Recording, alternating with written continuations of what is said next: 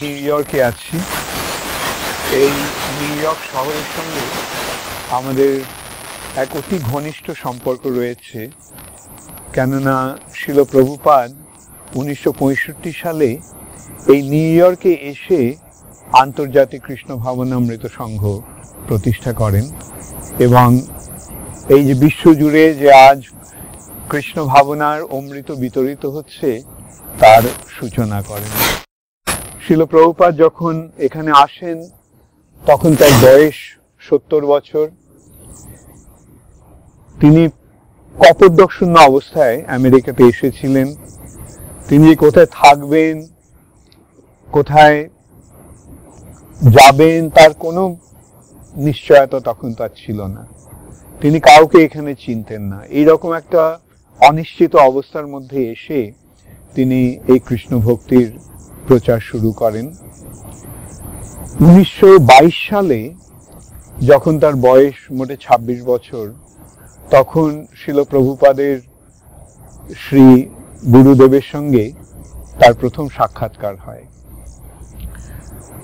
তাদের প্রথম সাক্ষাৎকারে তার পরমারাধ্য গুরুদেব শিল ভক্তি সিদ্ধান্ত সরস্বতী ঠাকুর তাকে নির্দেশ দিয়েছিলেন বিদেশে গিয়ে ইংরেজি ভাষার মাধ্যমে শ্রী চৈতন্য মহাপ্রভুর বাণী প্রচার করতে।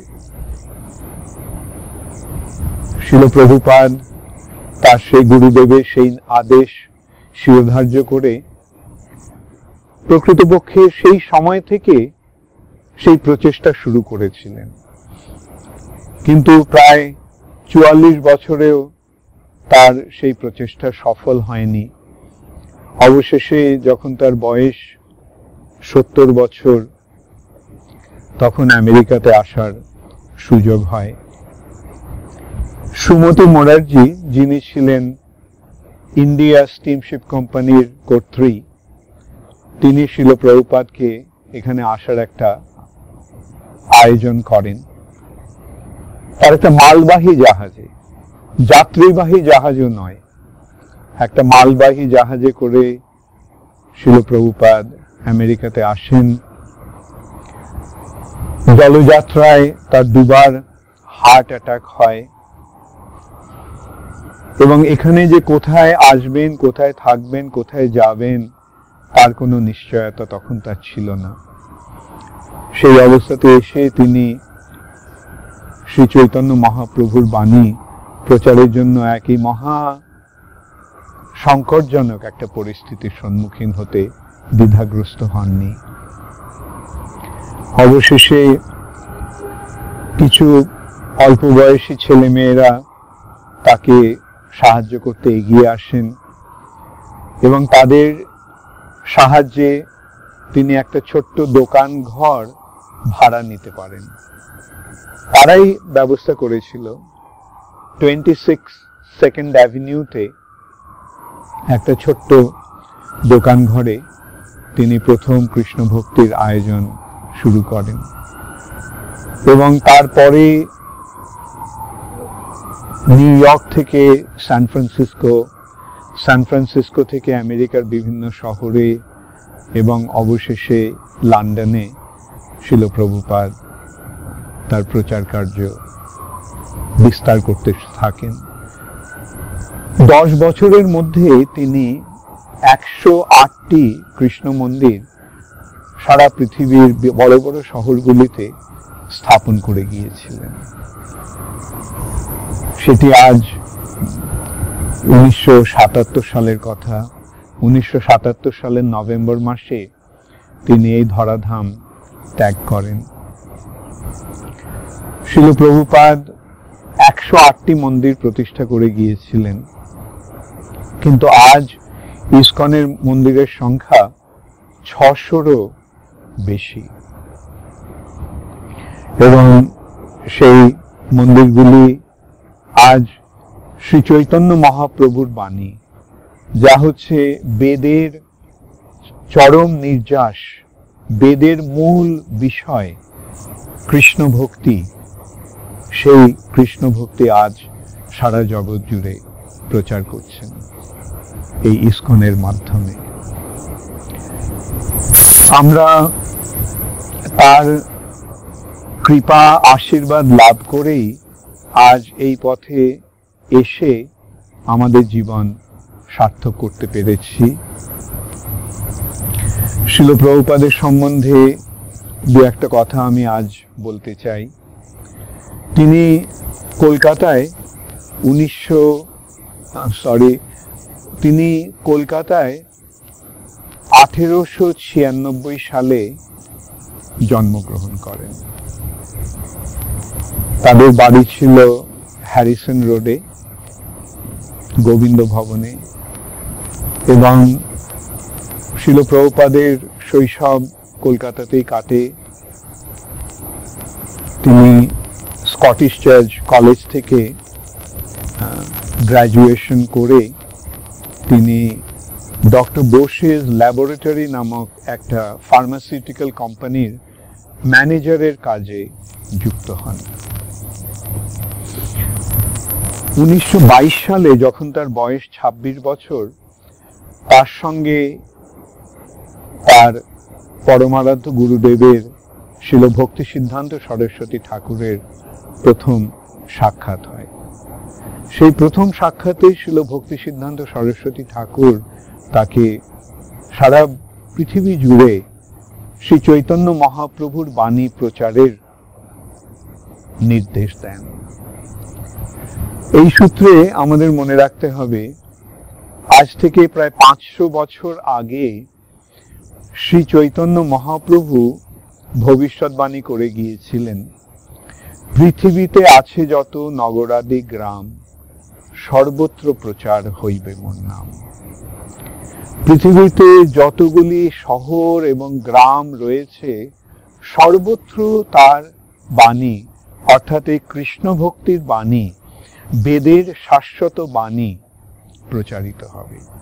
অর্থাৎ তিনি ভবিষ্যৎবাণী করে গেছেন যে এই যে ভারতের সনাতন ধর্ম, বেদের ধর্ম, সেটি সারা পৃথিবী জুড়ে প্রচারিত হবে, সারা পৃথিবীর প্রতিটি নগরে এবং গ্রামে প্রচারিত হবে।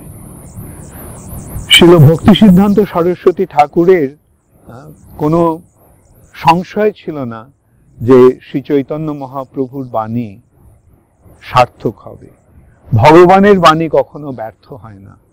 ভগবানের বাণী সার্থক করে তার সেই ভবিষ্যৎবাণী সার্থক হয়েছিল। শ্রী চৈতন্য মহাপ্রভুর এই ভবিষ্যৎবাণী অনুসারেই তিনি শিল প্রভুপাদকে নির্দেশ দিয়েছিলেন যে ইংরেজি ভাষার মাধ্যমে তুমি শিক্ষিত ছেলে, শিক্ষিত যুবক, তুমি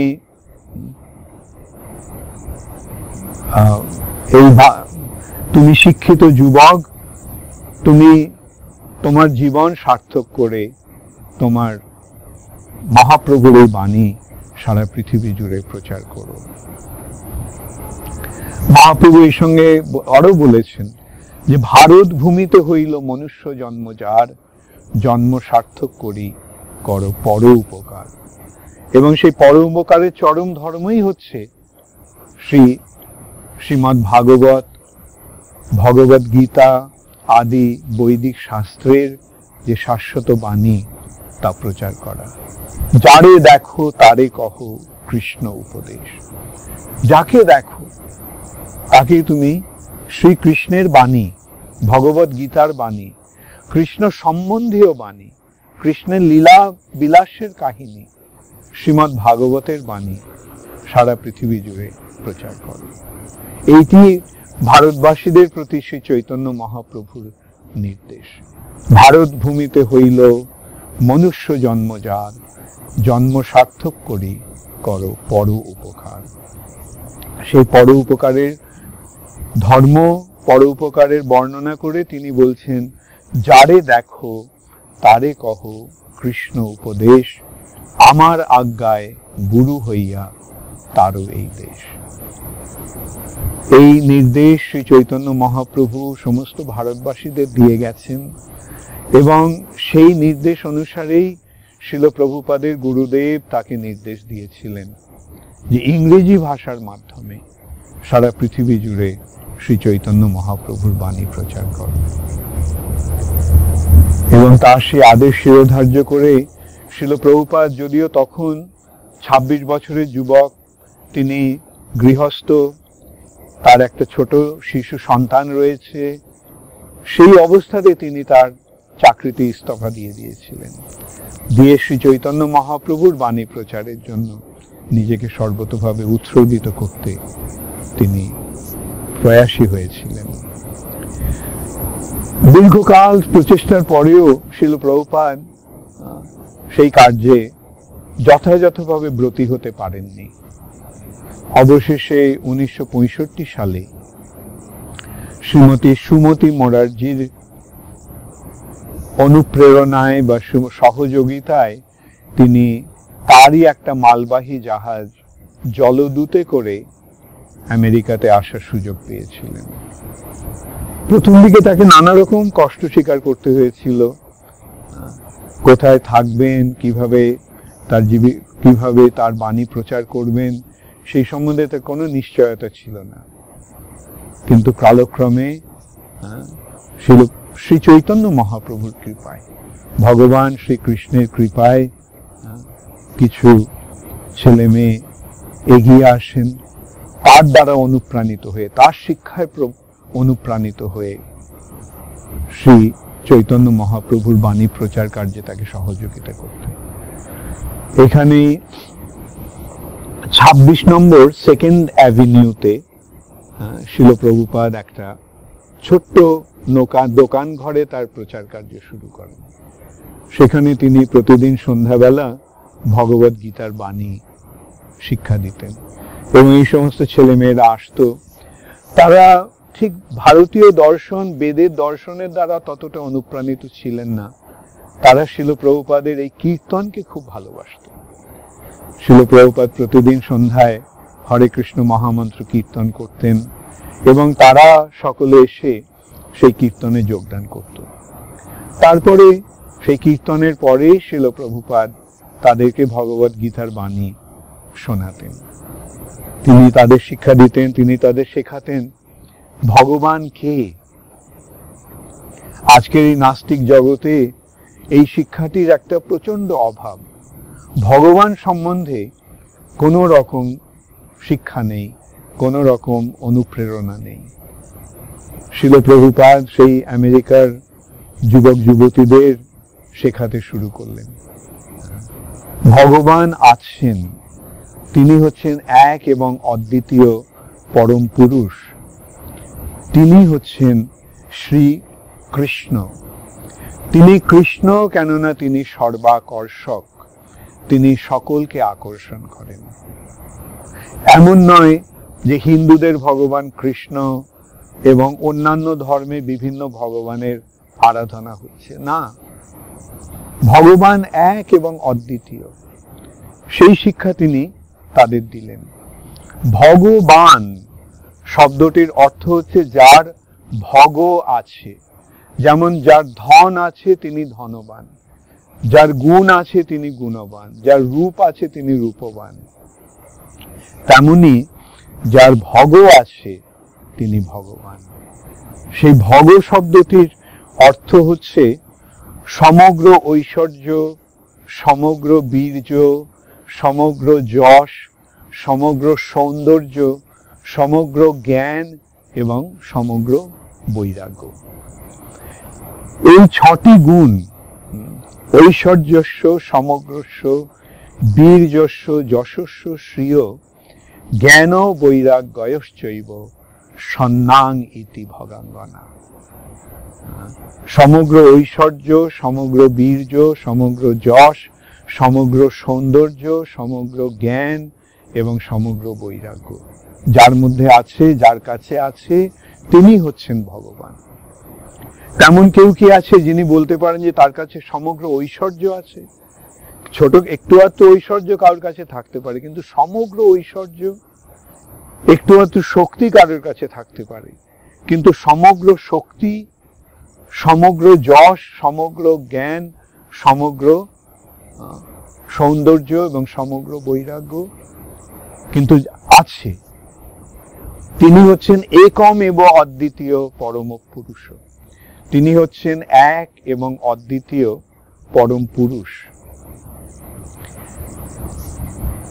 যদিও তিনি এক এবং অদ্বিতীয়, তার গুণ অনুসারে তার অনেক নাম রয়েছে। যেহেতু তিনি সর্ব আকর্ষক, সকলকে আকর্ষণ করেন, তাই তিনি কৃষ্ণ। যেহেতু তিনি পরম আনন্দ দান করেন, তাই তিনি রাম। রমতে ইতি রাম। যেহেতু তিনি সমগ্র জগৎকে ধারণ করে আছেন, তাই তিনি বিষ্ণু। এইভাবে তার গুণ অনুসারে এবং তার লীলা অনুসারে তার অনেক নাম রয়েছে, কিন্তু তিনি এক এবং অদ্বিতীয়। সমস্ত ধর্মে যে ভগবানকে স্বীকার করা হচ্ছে, আরাধনা করা হচ্ছে, পূজা করা হচ্ছে, তিনি সেই এক এবং অদ্বিতীয় পরম পুরুষ, এবং তাকে জানাই হচ্ছে ধর্মের প্রকৃত উদ্দেশ্য।